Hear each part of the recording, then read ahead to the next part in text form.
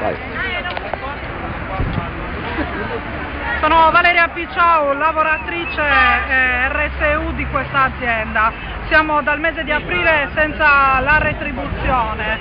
La situazione ovviamente sta degenerando. In questo momento i colleghi delle segreterie regionali stanno parlando con l'assessore Manca. Chiediamo un futuro per questa azienda, perché il problema non è la retribuzione nello suo specifico in questo momento. Non abbiamo nessuna prospettiva di futuro.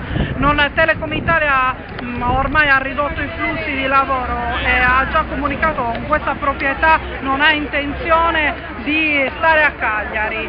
Abbiamo bisogno quindi di stabilità, appunto di futuro.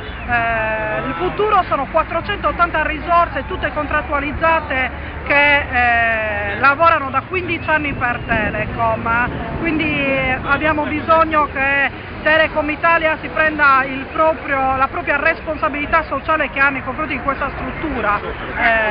Lo stesso chiediamo aiuto ovviamente a tutte le istituzioni, perché qua siamo caduti in mano ad una proprietà già tristemente nota.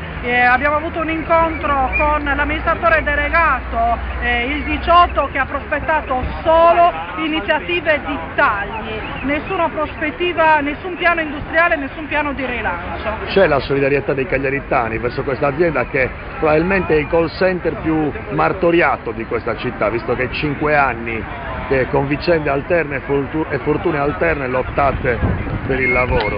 Ma sì, abbiamo ricevuto molta solidarietà dai colleghi, ex colleghi degli altri call center, abbiamo ricevuto anche tramite Facebook, perché abbiamo attivato tutti i canali possibili, abbiamo ricevuto solidarietà da parte di tutti, ma qui abbiamo assolutamente bisogno della retribuzione velocemente, perché qua lo stipendio medio è di 800-900 euro e quindi non si può durare a lungo senza lavoro. Abbiamo però intenzione di attivare tutte le forme di lotte, perché l'unico nostro paracadute è la commessa Telecom Italia e non ci fermeremo fino a quando Telecom Italia non raggiungerà il nostro obiettivo, 480 persone stabili. All'Asinara ci sono da ormai 60 giorni gli operai della Vinis che occupano l'ex carcere.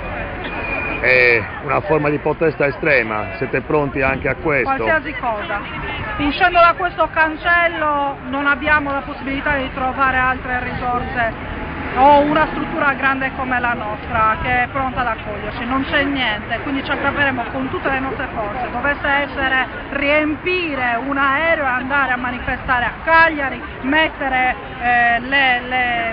le tende sotto la regione, ma qua c'è una responsabilità, c'è una bomba sociale che sta scoppiando e devono intervenire tutti. Buona lotta. Grazie.